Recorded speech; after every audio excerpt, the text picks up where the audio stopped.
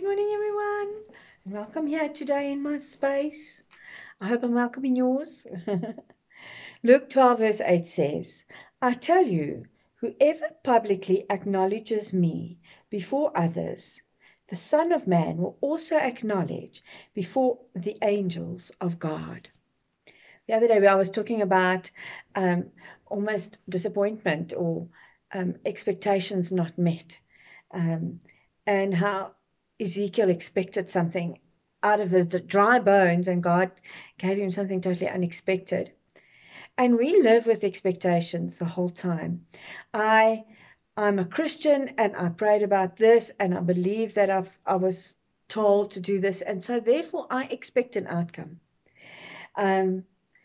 It's the same with the Israelites, the Jews, in the Exodus. When they left Egypt, they expected their life to be instantaneously easier. But what they couldn't understand was the future blessing it brought. And so they complained and moaned for 40 years, literally, because they did not receive what they expected. And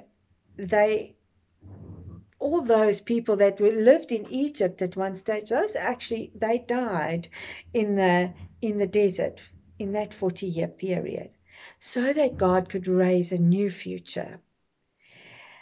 And so his promise was the same. He never reneged on his promise. It was always the same, except it didn't look like it was expected.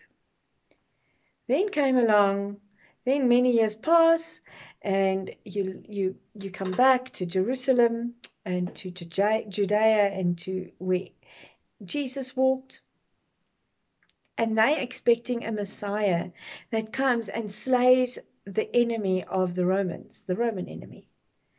And Jesus doesn't look like what they expected. He was not what they wanted. They wanted something totally different, and they got Jesus.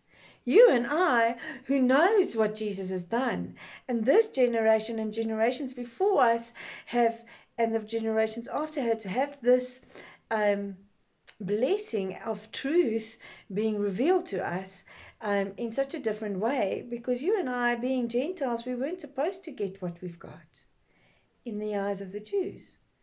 And not because they hated or anything, but this was their promise. They held on to it. It was their inheritance. And they were going to get this master that was going to slay the Romans. And Jesus, in so many ways, did, because he brought those people to Christ as well.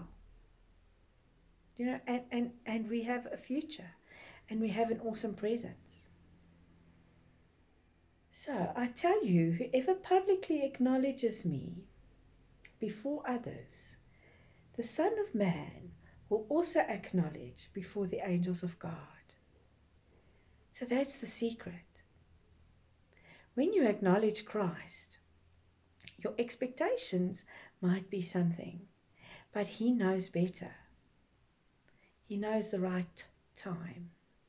He knows the right thing.